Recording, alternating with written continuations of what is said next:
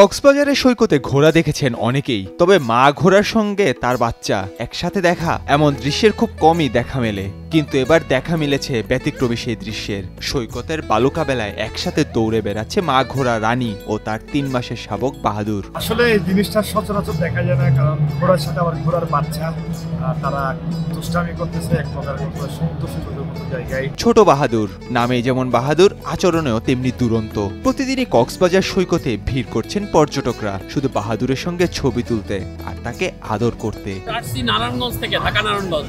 আচ্ছা, কেমন লাগছে ছোট?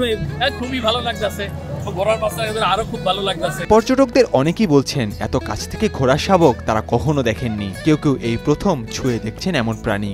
লাইভে আমি এই প্রথম ঘোড়ার শাবক ধরেছি। পর্যটকদের কেউ কেউ বাহাদুরকে কোলে নিচ্ছেন, কেউ তার সঙ্গে তুলছেন সেলফি, কেউ বা আদর করে মাথায় হাত বুলিয়ে দিচ্ছেন। প্রতিদিন এই মা ছেলের জুটি সৈকতে ঘুরে বেড়ায় আর দর্শনার্থীদের নজর কাড়ে। ছোট বাহাদুরের সঙ্গে দর্শনার্থীরা দুষ্টামি করলেও তার মা রানীর পিঠে চড়ে বেড়ায় তারা। মাঝে মাঝে আমরা ঘোড়া দেখি, ঘোড়ায় উঠি, ঘোড়ায় চড়ি, খুবই ভালো অনুভূতির সৃষ্টি হয়।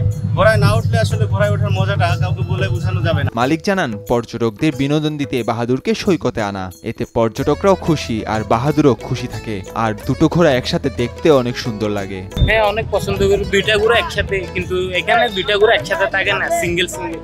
মনে করেন একটা বাচ্চা একটা মা, মনে করেন অনেক সুন্দর লাগে দুইটা ঘোড়া একসাথে। মালিক থেকে জানা গেছে এই ঘোড়ার বয়স মাত্র ৩ মাস। ঘোড়ার বাচ্চার হচ্ছে যে ৩ মাস, এখানে আনার পরে একটা বাচ্চা দিচ্ছে।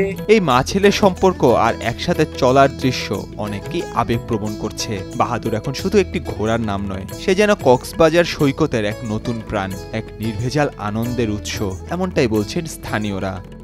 নাহিয়ান আরিফিন, নয়া দিগন্ত।